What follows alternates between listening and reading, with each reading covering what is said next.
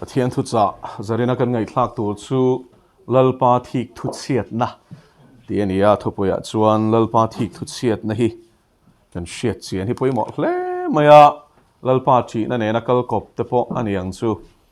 ole exodus pung som ni chang khata changa chang ruk zawin pathian le khabu thiang hlim ilo chiarang u exodus pung som ni chang khat achanga chang ruk zawin thu som pek pathian in heng thu zong hi ashila kelalpa I pathian ai gupta ramata boy ata shwai chuak tu cheu kani ke ma lo chu pathian dang reng I nei tur ani lo milem siam chop le thil a an pui reng chunglam vana mi emo hnuai lam le mi emo lein hnuai lam tuya mi emo itan isiam tur ani lo chung chu chibai ibuk tur ani lo wa an rong ibol tur ani hek lo kelalpa I pathian hi pathiam thikthu chia kelalpa I pathian hi pathiam thikthu chia pa te kholo na wanga fa te shem chin mi hotu te chu chuan thum na le chuan li na thlenga shem chin le mi hmangaya ka thupek te pom tu sang tam tak te chunga khongai na lan tir chin kani hi lalpa na thu thiang him kan sia tak te kan za tan mal min som sakro se pathian in ama thuwa nge hian thu som pe ka thu som pek zinga pahni na hian pathian thu thik thu chia ani thu aron ta langani thik thu chia ti chu mi na ama ta a anei to entinan passa mi pa ina nupuya nei to nula chu ata ani ti chuan chu nula chuan in tlangwal dang abial pahlui te poniang chu I mana amalo start tu poniang chu kha alo mela alo enge kom tui de lutuk chuanin apasal thikthu khalo che thina ni tero chu vai ning vai ya thikthu chet kan ti chuanin kha nula kha ata ani to a tlangwal dang mo avabiak thata kharem to lawani tlangwal dang enge khang kha awangai zona kharem to lawa avam mangaya kharem to lawa khami ne na enge nu pang mayan khosak phei kha chu arem te don mi alawani zanina hian chu mishing atanga kan soifia chu kan pathian nung atanga chua kan izoka he thi thu chiat na hi khoi atanga ronom nge kan ti chuanin lalpa kan pathian hi pathian thi thu chiat ni ti hi zanina hian kan shia tangai ni engwangin nge ani le a thi thu hi chiat em zo hana pak le khathon pakhat na bungli chang riat le chang som paruka chuanin pathian chu mangai na ni ati ni mangai na sia chu thik thu chiat na hi ni tlat lalpa chu fakirom ro se entinan tu na hian mipa khan anupui kha mangai tak ani chuan ngai zong dang ani te adu hun hona for bowa a om te kha a thik thu ti chemia lo ani chuanin mangai lo ti na ni enga mangai lo ti na ni du in khosama sela a thin lung aron chun na zo to lo ti na ni ya chumi ni chuan mangai lo ti na ni ya mangai ni chuanin allaka khana thik thua ati chenge ngi do na ni chu wangin mangai na zia ni ti zani na hi shang u he pathian thik thu chiat na hi mangai na bet tat ani chu wangin Israel fa te chu ai gupta salan tang lalpana chan chuaka kuchak takin lalpana chan chuaka ni ti Exodus bung som pani bung som pathum bung som pali chote kan sia chon kan hmuwa tui pui senten ma a ti kang chata chu mai poni lovin chimi ma chuan in ai gupta mi te faro te chopin an chwa du lo wang na mi te kha shrem na chi soma shrem thu kan hmu bokani tro ti chuan lalpa chuan ma ta te chu kuchak takin ka chan chuak do na ti a Mosia tir po khan Mosia po azam ema hupura faro laka khan azam te po niang chu trong mo kan ni sia tie chuan lama sia mani ma selenal pan inga ma khapom lawa ami te sultan na ta chan chua khalal pa thil tu mani tlat me ni engwangin nge chu sultan na tang chuan lal pan chan chua du kan ti chuanin pathian ne na an room thom kharon chho tlat me ni chu zanina hian nang le ke hi sultan kan nia sual sultan kan nia sualin min salbet ne ema mà sẽ tam tắc chuan in saltang kan ni ti po hi kan shelo ni chu ta chuan zani na hian zo nei zo ta ni mei thei zot la ka du saltang min ti mo ni le nge ka saltan na zuda ho khanin lali suam ma khanin an in chuang khop maya zo hana bung riat mo hi chiar nge nge ro chu bung riat ta chuan ni he ta no che zuar lunga den hlum tu chung sang hi chu kan shelar viawa ma chu mi ma zuda te ne nan in kom na thu hi ngun takin lo zirang che ta chuan zuda te chuan in an chapo pui zong zong abraham a tha kan ni ti te pathian in a thu thun pui abraham ai sakale zako pate tha kan ni pathian chi than pathian nam than kan ni sin nan tia ta chuan la li suwa chuan ni le ga tinge nang nim tha min tum si tia enge tunge tha tum che ten tia ma sen thin lunglul pan hu si ni chu ta chuan in soi se la nang ni chuin pa chu dia bola ni a ti to mai ni chu wangin se ni ra hian kan shia tu ra chu khara wa piang lo hi chu dia bola sal tang ani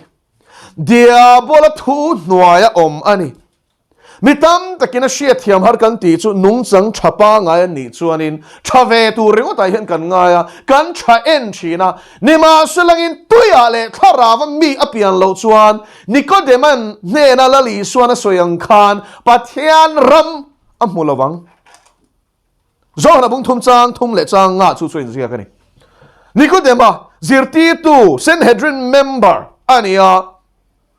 pathian thu shiat na lama chon farisai nia ma selain chumi chung chuanin kha pian tharna chung chang la li suan he na soi khanin a bo hi na bo mia mai ni patling pui heng tinge nu pum chu ma ka zuk lut le do na mi heng tinge pian thar aman lo reng ti salam thil ba ka ngai to lo ni zani na hian ke ni po hian pathian thu kan ngai to hian ti sa zo na chang hian chui chua kan tuma kan shiat na le ngai to na ram a chang hian chui chua kan tuma ni ma selang in lali suwa chuan in ne na thu ka soi hi tharawa ni nun na po ni ti lalpa cha fakenom ro se tharawa chang lo chuan a shiat fiat thei lo ti hi siang u Bible hi mo chiar mala tharau thiang li mena chan pui lo chia a ke hon sak lo che chuanin om se pakhat mane lo hian shea in ti em hian shem huni pan thei ni o anung em nong in this I thungai thak hian inuna hian thu a soyem a chingral chem itenom zia a mu fia tir chem chu theng lo ani chuan anung lo ti na ni mai Bible chiar liam mai thon thu bu nga tu te mo chan chin zia kang mai chiar mo tu te mo ta mai chiar ani chuanin I sot pui lo ti lo siang se zani na hian pathian thu chiar dan dik tak chu ka tan ka la lu turani lalpa chu fakenom ro se inuna seng lu tro Ezekiel le zohan ne na lalpan nge ti le khabu chu la eiro ti ni I ka thum ngai pumpui a chon khang e ka thum le pumpui kha chu shia thiam thlaro thiang ni min an pek chuanin pathian thu kha tui em ma khoi zuang in thum ani ma selain mo kan ko chung kan nun ten om lu tu kan fan tak tak hi chu a kha thi na ni chu kan mi jing zui hui zia aron chia aron timual pho chin hi chu tu ma hian in tui kan ti to lo a kha ni I suppose ya mu fia ti rang che pathian thu hian a nge chithum mu min aron tuam non lo ini nang khol kham hu ti don che ni chu itenom angin a thu I chiar hian ini na hi mu ti rang che chu ta chuan inga tinga mu ti che chu sim na shwai lu che tu mani lalpa chu fakenom ro se lali suwa chuan an ni chu thu takin ti thiang lim ro ti a pan ne na leom laya vara chom ma sia ko shan te ta na tong chai na chu ka pan ni chu thu takin ti thiang lim ro I thu hi thu takani ti ani lenge ring tu nun ti thiang lim tu chu pathian thu takhi ni ei vai kan nun hi bol ho em kan ti chuan enga ti nge sual hi kan ngai palzam na sat em kan ti chuan a thu hian min ne lo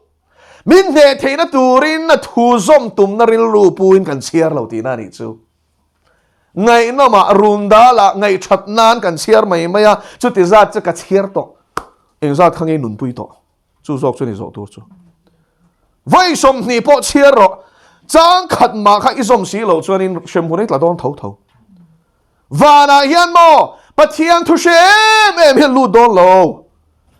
kapa vani mi du zong ti tu an lu tang ti lal pan chu fakenom ro se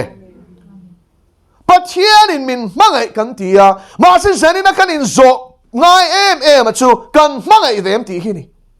mangai silo min mangai zia kur puya mit tuine na nap tuine na lalpa mangai na kache ne kan tia ma sele kan mangai let ve silo chon rama hian chan kan nei lo ti hi zanina chiang takin siang u a chan chu chu ram chu mangai lal ram ania mangai tu le a mangai te mai ni lovin ama mangai le tu te chen na ram ani lalpa chu fakiram ro se Bible mi shat kho kheng te chan chin hebrai bung som pakhata tarlan hi ngun takin lo zirla tu te ma kha khovela hian tlatlum tak le nuam khos nuam sat tak khosa kha pakhat manom lo ni chu thin shik an nia huat an nia mu sit an nia thalera ten wak vaya zo han te khan ngai to te khau khwap le khoi zu kha cho ni chu thil tui ber ni lo ni mo khwa khau khwa pa kha ma selen protein ma mo kha kha e ya ti chuan khoi zu a chuan thum carbohydrates oma khang zong zong kha pathia din na cho tur kha chu pe ni ma selangin enge a in tun nun na tur ta na amamo te chau khai ni chu e ta lal so e phalo sadang e phalo ma selangin chu tiang chuanin adam chan le local chan der chu mesia ta na kong sial tu ni thalera o khani mo lalpa lam lian sialo la kong te thingil ro tia au tu khani tun huna yan chu tiang mi chu lalpa na mamo akong sial tu hilal pana mamo mesia hi local le don a local le hona chon ro puina le thil ti theina zong in thwa min a local to don ru ka ralin khoya ma kal don lawa kol ki lia hian mu fek nga thu puan in sia ka ngin an om ten in chu manga in chiru tuk don ani ko na sarina hian ngun takin ngai to ro krista local le nai irin ai na ro puinga tin in pe lo ni chon rap thak bokang zanina hian chu lal chu tok turin thiang lim moi na in bela in buat se ngai ta lalpa chu fakerong ro se ammo la ka hian thikthu ti chia ani ti hi siang u ampangai e ma wang le chu mau chu tlang tura afa partition cross a luan tir wangin enga nge thikthu chiat lo le te lulang amana pe ka chang hian min mangai zia hi chiang long le ro tuna hian bazara hian cheng ni ai thil le le noi ni ai thil le chumo I hlut dan ai nang mi lawa adike cheng ni a mo thil le le noi ni ai thil le kha chu I hlut dan ni nang mi lawa cheng ni kha chu pong mai mai ma se lai na tlo me mai kha le mai yang a replace the long khang kha chu bazara tam bok le mai yang noi ni mane ro kha chu I du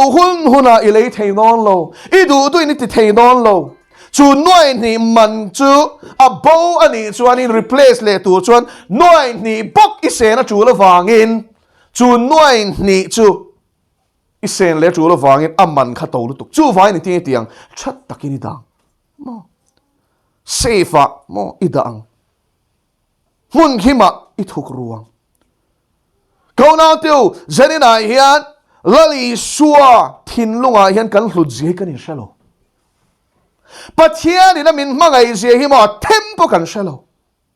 chu wangin mo alaka kan ui re a ril ru anat zia le a thina ur thei zia hi kan shalo min mangai zia kan shia lo wangin a thin urar hlaum zia hi kan she phalo ni chu ata ati to hi chu e tu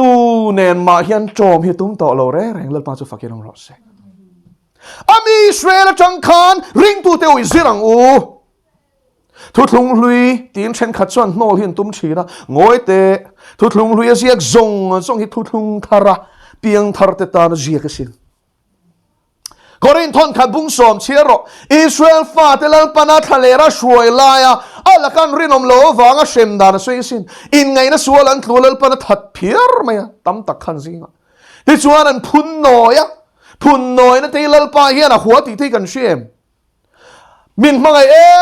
em a eng kim a fa pa min pe ki khan min pe a chu ti chung chuan lungoi lo na tur zong ring tu a hi min ti sak lo kha po min pe lo chumi chum po chuan ti rengam mui mo bol hlo pu mi thin lung bol hlo pu mi lom na reng nei lo rom bung khat khalo chiarte pathian hoi san tu te nun hi mo pathian sin pathian angin an choi moi lo ti na chan phot chumi nuwa chuan lom na chang pon shelo ti mi shin na mo lom na chang an sia to lo chuan in thimi na lua chan to phun nói nó lại an nó tour lại xoay xe tour ringot anh dọn tọt trên nào chuan thế mình ăn ril ru lại thìn luôn lụa khát chân tọt ý xuân này là vin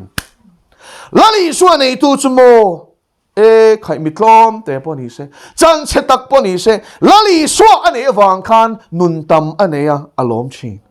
alom na cho thil này lại đình hùn anh là vin Krista ý xuân anh ấy chú lom na dik tắc lại tuan tling anh ấy Lalpa cho phát hiện ông rõ xe sum ka nga chuan ka hlimang nga ma la ai nga zo ki mu khani thik le thawang chu ti mai chu kan ni mo common sai hen kan zir thina min zir ti tam ber ni pol kwa chang kan zir khani human needs are limited but wants are unlimited mo kan ma mo hi chu tlem te ni e turi ne ya sil teori ne ya om na turi ni ne chuan tok ma silangin mo du hi chuan top chin ani lo anh ấy nung áp bia hiền này bel xe lần đuôi này chú vài này khó về là hiền cần lâu biếng ta Lalpa lệ sẽ tan hiền min chú char này chú tu mà in min tilui thay lâu but hiền point anh nung duy turi min tilui thay lâu sẽ tan upon a rong ball turi min tilui thay hết lâu missing mountain hiền du thân nó cần này vek chú đủ thần năm hăng xuan thiam kan la chang don a thiam lo kan la chang don ro rel na nia hianin pathian i mo pu thei lawang ti lo siang che i kong zo le i tu ra i la seng don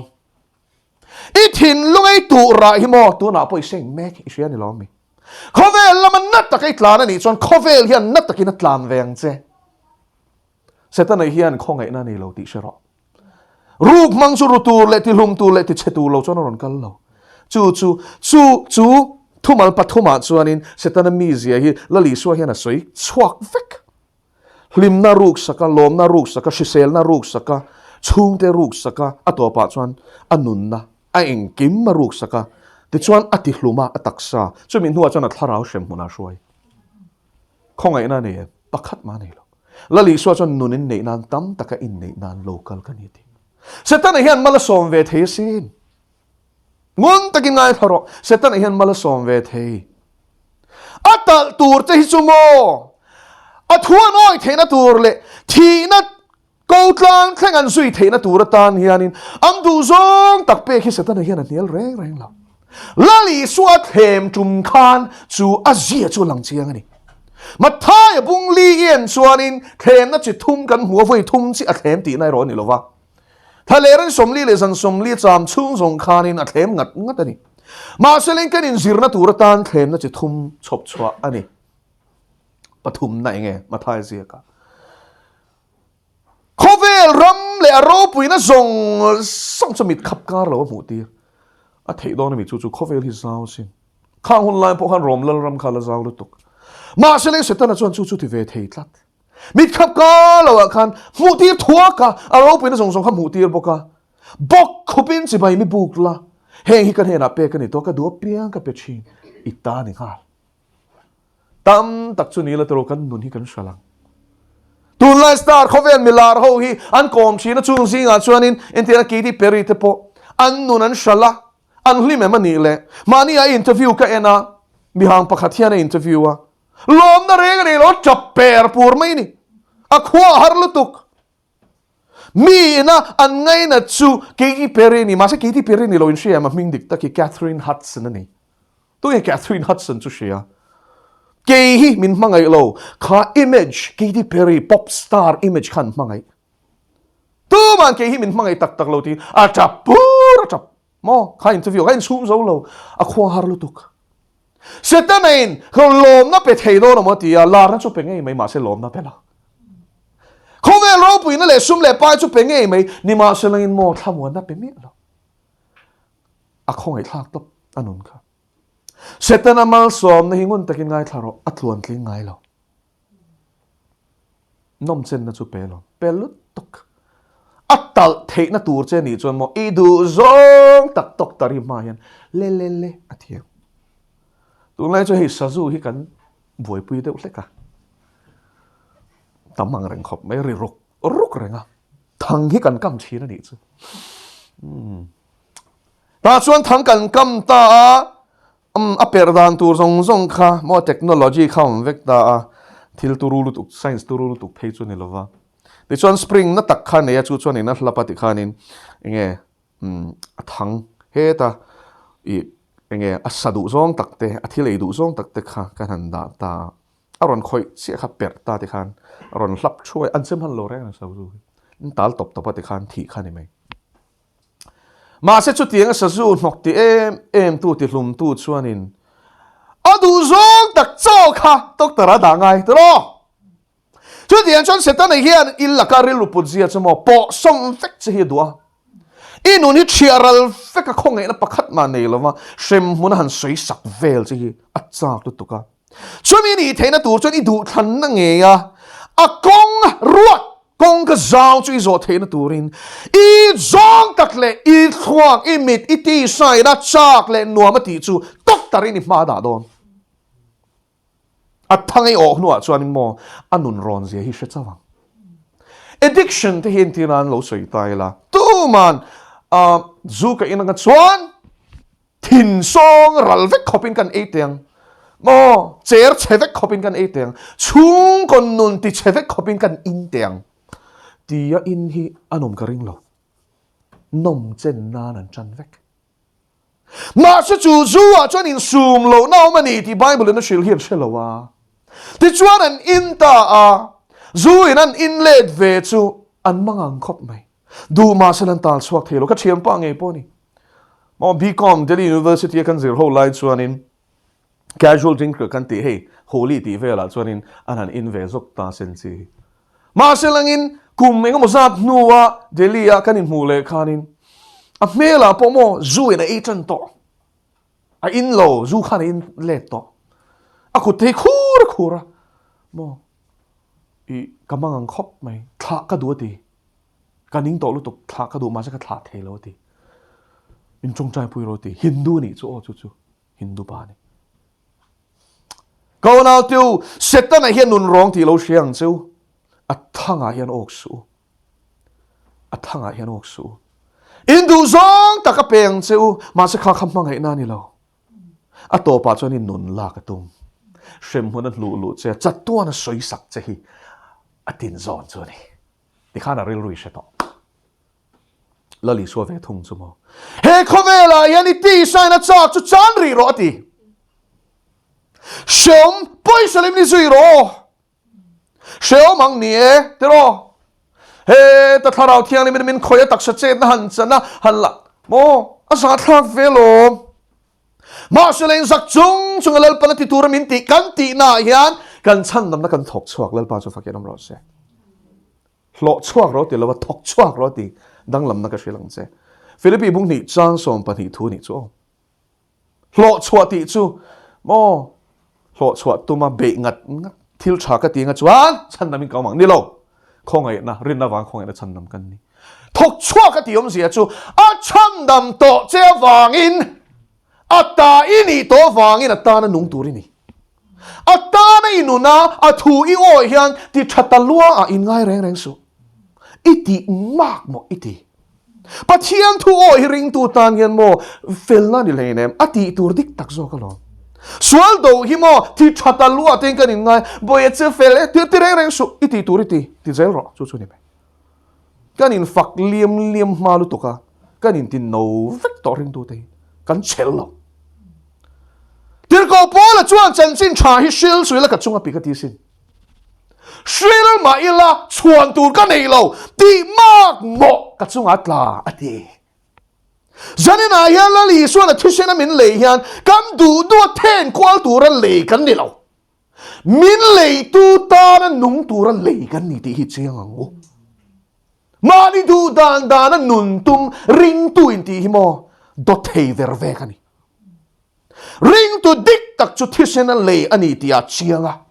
ai zong tak pathian in a phal lo ani chuan cross a kheng beta borok mai nek lovina mai le a mai neka atak sa chu thu noya da krista thu oina sala angai to na zong shwai sok I swa sui wanga re thei don ani pon re thei athang ti na ni chu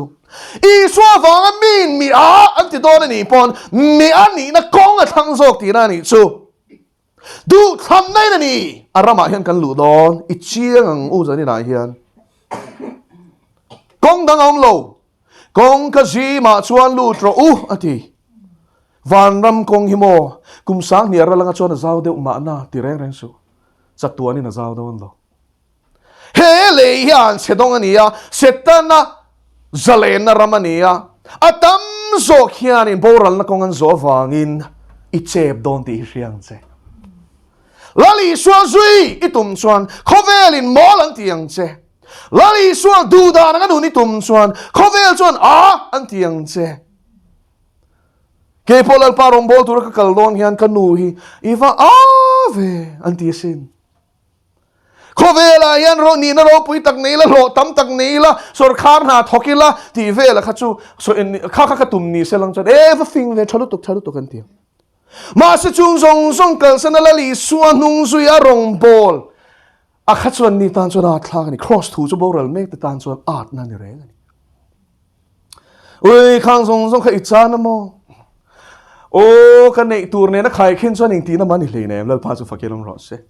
kan chung ro pui na ti lan tur nen chuan te khin thama ka ruat lo ti lal pa chu fakelom ro se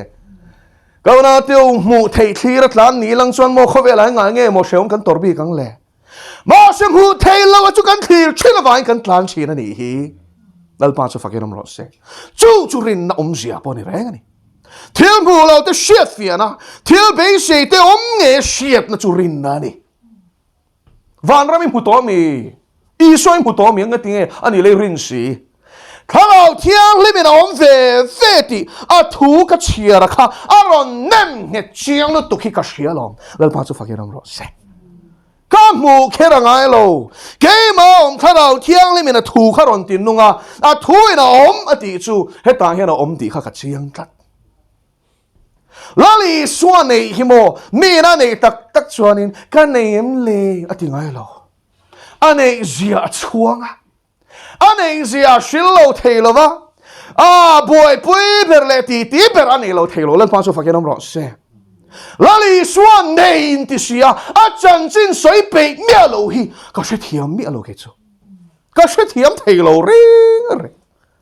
Chu thian. Gil ti na changin chu ti la. Angai nam lo.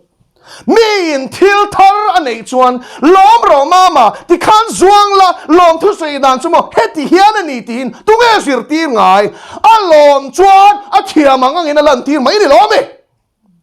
I suan nei in ti sia khovel pom nei tu nei in ti sia ngoi bo pui thei hian an nem ti hi ka zot du zani na hian anei lo aniang Emon nun anuna hian alalo lutuk ain kil toy to lutuk hi mani ti po anei tu hian a she to lo aniang Go na teu I suwa thara ma mi kha chuan a chan chin a soi lo thei lo hallelujah a ta na nu lo thei lo I suwa ta na chan khamo she oma anga ruat to lo wa lom na ruat to zok Hilko Paul Khan, ator na chompui kawan chak em, atole na nun ka chompui theinan ati. Lalpa su fakirom lo se. Mangai tu mangai na shiat sian na changchon, mangai tu tor na chompui hi asheong tolo. Mangai na shiat sian lo na hiya na lo min hupurti chin. Kan chut ui chu po chu chan na ngai nga chu po chu kal san na ngai kha po kha ka ti thei don to lova ti vel mai kha kan kher I swam mangai nai min lua kha to chon mo khovel lama min ti a lalpa lama min ti fing to thung khovel lama kan mi ta ti dela lalpa thil te lama chuanin kan mi ta ti var loi si ni chu hallelujah in shilfia chi ni lo Chan fia chi ani lalpa chadzi hi ka shilang chau ati lova tem chin te reng uti lalpa chu fakiram ro se lali suwa chadzi ami na tem to chuan a soi to mai ni lali suwa chadzi ami na tem to chuanin atara nung lo thei to lova ni atara nung lo hi chuan thatna na tem lo ni a pero ta tornelo chan nelo hupur ngoi hoi chuan la tim lo nia zanina hian inen fiaro le helali suwa hian a thisen le to chia khovel ne na tom chei atum lo ti riang che a phal na huang po nei te chua ka ni chuan a tai ni tak tak chuan a hlap pok nga lang che hei kan in sir ti to lo hebrai bung som pani sir ro le fa lo ma piang chu zil hau thi na ti pa zil lo fa tu nge om ngai pa zil na tok lo fai ni chuan in fatak ni lovin son ni yang zanina hian Christian son kan omem Lalpa ta ang chang si ni ma swelin na poyan soya a huang ponan daya adulo zongan kosaka tunun na pakat ma tuar lo ring tu inti thau si hi bungina no man mai lo mo emo anin ti ni mai lo mo atak tak tak chuan mo adulo zong kan ngai tua ringot poin hlap kan to kan yo ati ti chu halalutuk suang tua ringot point miron tunun ngal lalpa su fakin om rose chu thi tu chiat na chu imamo ti ka silang che iti sa yan kovelion ring don anom na himo zong ring don kha re hun inga ka ni chuan shem mun thengina re don lo ti siang che chu vain cross put nun chu hei hi ni ngai tharo iti sa chuan shem hun an luk liam don che ni ti sia ta fanga dam kho chua I du fanga chu ti sa chak nam chen na le mani ma sia na chu cross a keng beta ita na thia tho le ta na tor hwa ma zui hi ni dal pa chu fakenam ro se feeling ani lawa du khanani pura ni lawa pura chu re le thei hallelujah anung zui tura thutluk na siam ani sok zanina yan turong ngei bol don thlang fel ro zakobo le khathona chuan bungli changli a chuan nangni uirenu teu ati pap maya tu tenge biakin siam ring lo tu mi nilo ko shan intisia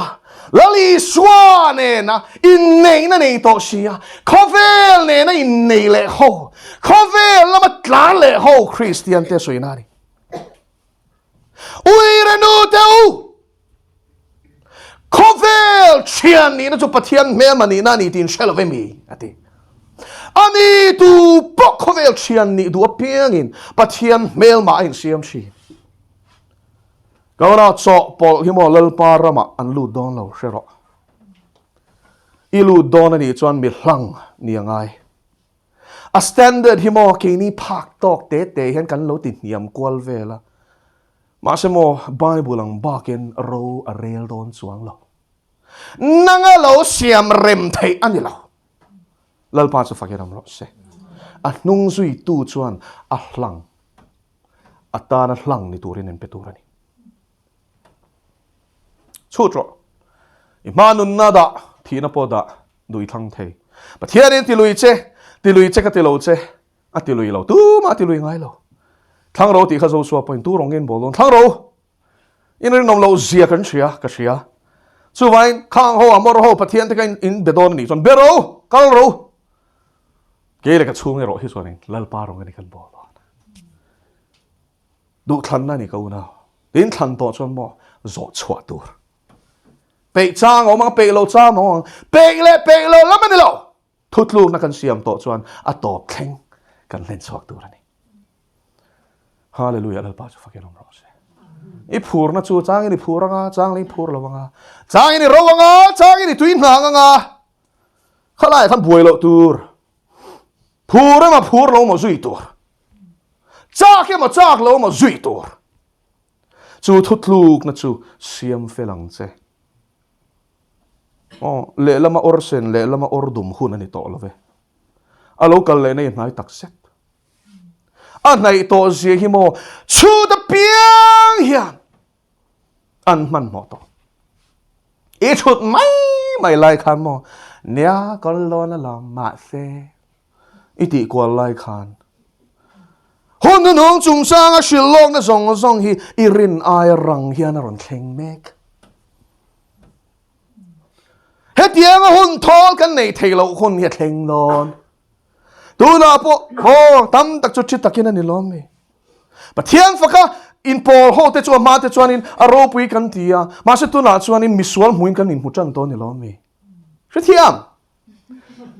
covid in kim hi ti dang lam chan ta hian mo Christian tak le tak lo chu kan sia don covid mai hian kan Christian na ti dang lam thei ni chuan atak kan ni lo ania lali suan ei tu chuan lal thu ba ka la lowang lal pa chu fakirom ro se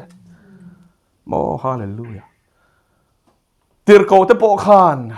iswa chan chin shil to lo turin vaunan to ka lom le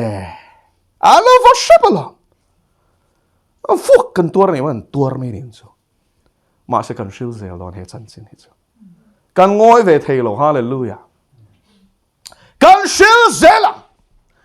iswa chan chin ni kan shil zela cham nam na chan chin ni kan soi zela sim turin khovel hi kan som zela tu man min dang don lo tu man min dang don lo chu vain sani na hian tu rong ei bolon thang ro we chu ti chuan an tin lam ni rom bung som pathuma chuan in ho tu te thui nam ro an ti ho tu ai la lo mani a thu hi ro pui zok alal zok ti lo siang che heng hi chu mo se tan hian tu na hian ko sang te min ubena na mang me ka man ro pakhat mai ni assign sang zong an chut phei chuan in za som kwa pakwa point pakwa pasari an survive na shi leng heti me ma Christian in ti te na kan hlau hi chu kan in check de chu ngai ni hi ai lom ai fatality rate sang so cancer ti hi mo e kan lo nga lu to Christian pathiani lo na kharau min pelo lal pa chu fakinom ro se til di thei na le mangai na le real fel tak nei na tharam in pezok timothy thon ni bung khat chang sari rom bung riat lavam le turin boy ni na tharau in mulawati fa ni na tharau in muzok lel pa cho fakinom ro se chu tharau wang chon abba ka pa ti yao chin hi go shang teu i thawang u i harang u covid mai ta ve min ti dam atok lal pa cho fakiram ro se ve lo viewpoint atang soya mo min ti nge thi khara khak ne gen khak chak thot khopin ka ve oxygen pek ngai khopin ka om ma se mo lal pan atok ati hona cha min ti dam mai covid mai hilal pa ma eng ma ni lo mo ton siat lo ram ka soi lo ton siat ram ka soi ka chaw lu tuk oxygen ka da ka bula tank po ka da ka hi preng lal pan to ka ti dam doi ka da cheu ato ka ti atu ka chon khoi lai khange na le din ka in dab zok ka thua ka po an la kha bovek lal pa cho fakinam ro se lal pa hian ti dam hian mo ti dam chang ani lawa ati dam tak lal pa cho fakinam ro se nge mo kan lo le thế mà lal pa tai ni chon van ra mai kai don nghe mới lậu này cả hoa này sẽ ta đang chua cái này lát mà ngày nó from kim in lậu nó hot bao chi nó đi chú vai hậu cầu sản tu mà ngày tu là lý do cái bữa lại chút tấm tiền u chuan lậu nó để lo vin mà ngày nên căn khát tăng mà ngày nó chẳng lậu chẳng rong po cần bol thấy don lậu nhiều lão đẹp chung chuan envelope pon khom ngam to lậu hi cái cái mình ngắt thum ni thọ po thọ thấy lậu khapin a veng chuang lo a pol sa lian lu tuk virus stage jem te study te hin nei vela le khathiam tak in om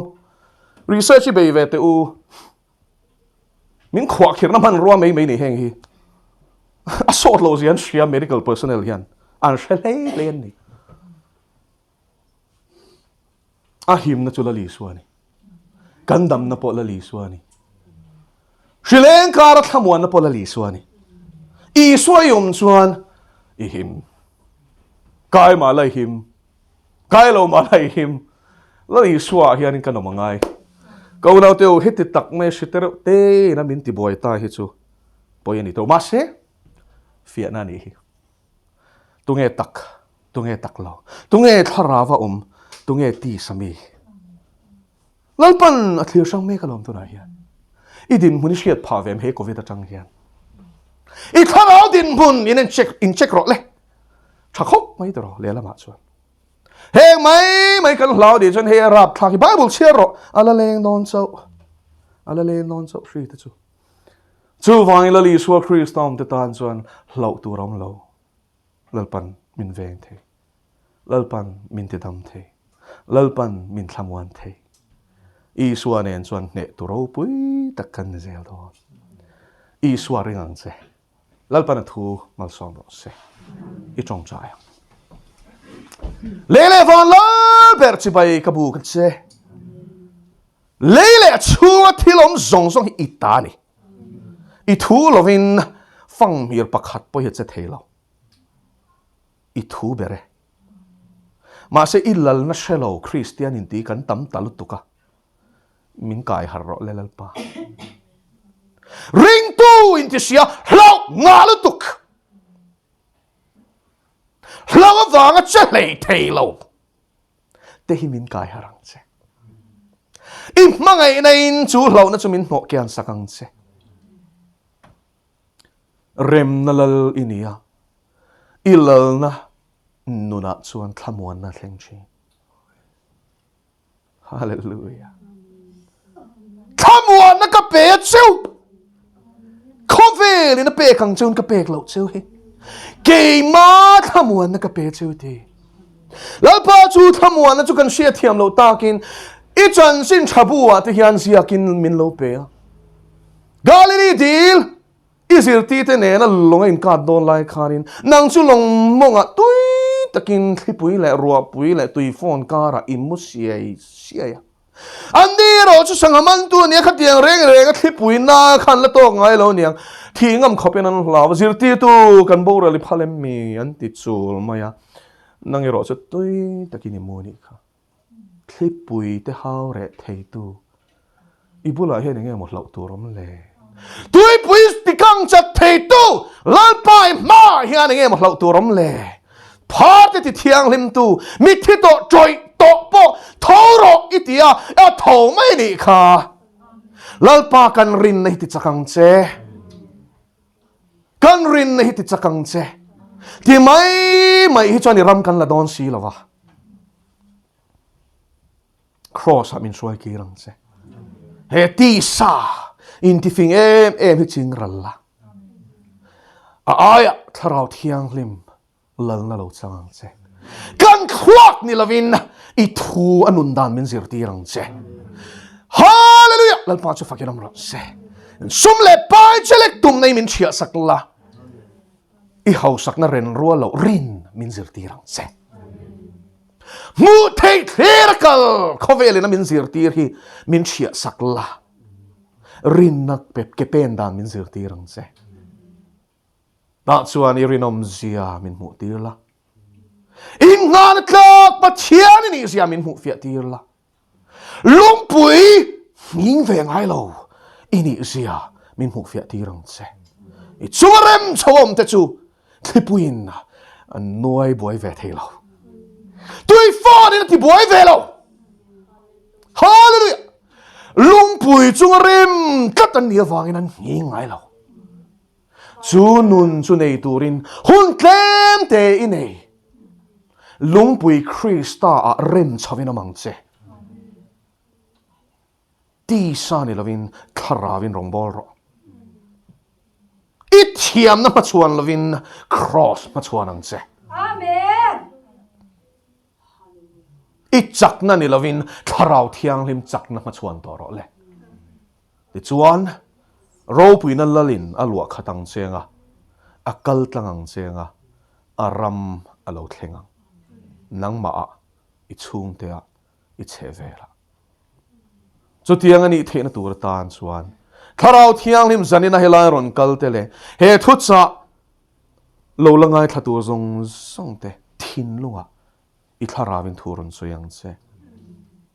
theory ni lovin practical dai ngai to ziamin ria ti chewang che Iswa Krista a thisena min tlan tu ming du takin chu kan dir che amen